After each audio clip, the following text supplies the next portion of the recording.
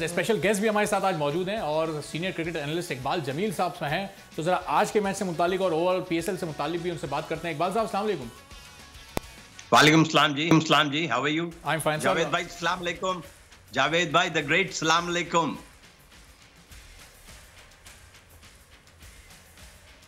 जावेद भाई, इकबाल जमील साहब आपको सलाम कह रहे हैं। इकबाल जमील साहब भी हमारे साथ मौजूद हैं। जावेद भाई अच्छा, वालेकुम सलाम भाई, आप कैसे हैं? खैरियत से हैं? बिल्कुल इकबाल भाई आई एम बिल्कुल परफेक्टली ऑल राइट, बिल्कुल फाइन। इससे पहले कि वो जो खातून ने एक सवाल किया था मारिया ने कि जाने कि डक क्यों कहते हैं भाई? डक इसलिए कहते हैं कि डकलिंग से बना हुआ है, अंग्रेजी का लफ्ज है डक, बत्तख, बट डकलिंग से इट हैज इनहेरिटेड और इसीलिए उसको डक कहते हैं। इसलिए कि आपने नोट किया होगा जब ये स्विम करती है पानी के अंदर तो बहुत स्लो चल रही होती है, बहुत स्लो, बहुत फास्टर इनका पेस नहीं होता, इसीलिए इसको तशबीह दी गई है जीरो से और डक से। जहां तक ये बात है कि हाँ, डकलिंग से निकला है डक।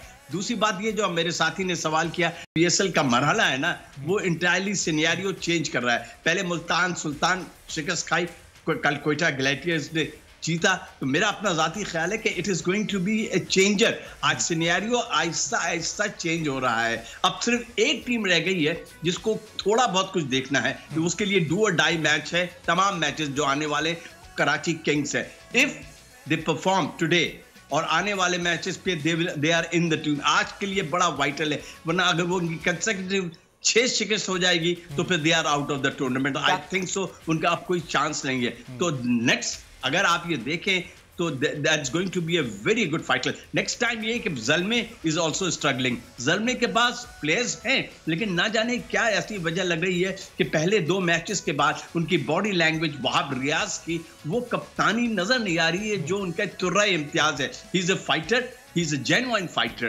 लेकिन I'm very sorry to say कि he can't lead exactly जैसे सरफराज के साथ हुआ था। कल तो सरफराज ने कम बैक कर दिया and he played a gem of an innings and leading from the front। दूसरी मर्तबा इस टूर्नामेंट में उन्होंने 200 से ज्यादा रन चेंज किया। जावेद मियादाद साहब बैठे हुए इस वक्त, इनकी शान में मैं क्या कहूं, ये he is the legend, he is the textbook, he is an institution। Javed my dad is an institution cricket की दुनिया के अंदर और टेस्ट क्रिकेट के अंदर। जावेद मियादाद ने जो रोल अदा किया ना, वो एक मॉडल बन गए। जो वो चीकी सिंगल्स लेते थे, आहिस्ता आहिस्ता गेंद को करके इनिंग्स को ग्राफ्ट करते थे, दैट इज इंटरनेशनल क्रिकेट में Sunil Gavaskar, Tony Greig, Ricky Ponting ने कहा कि हमने ऐसा प्लेयर नहीं देखा। एक नई ट्रेडिशन दे दी विकेट पे। हमेशा जावेद भाई ये कहते थे कि you should stay on the wicket. PSL के साथ ये हो रहा है। पीएसएल में 120 बॉल्स का गेम होता है, इसके अंदर जावेद मियादाद का हमेशा एम्फेसिस रहा है कि stay on the wicket, ball आपको लूज खुद ही मिलेगी। PSL is really on A turning point. और पहले ये होता था टॉस जीत के टीम जो अपोजिट को खिलाती थी, थोड़ा वो भी चेंज हुआ। फील्डिंग साइड भी अब जीत रही है। I think Javed my dad and people like him should be included in the PCB. और पीएसएल जो एक ब्रांड बन गया है ना, that's tremendous. I think international cricket के अंदर this is the second league जो सबसे हाईएस्ट जा रही है in terms of sponsorship and in terms of broadcasting. PSL का इतना, देखिए दुनिया के कहां नहीं जा रहा है ये मैच।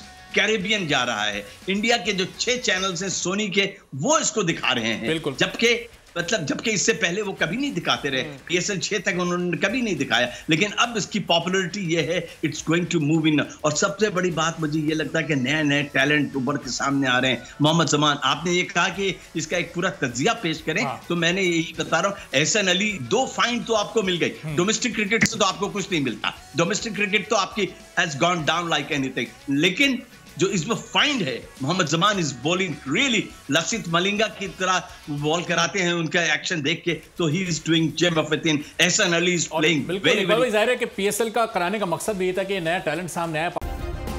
सब्सक्राइब करें और बेल दबाएं ताकि कोई खबर रह न जाए।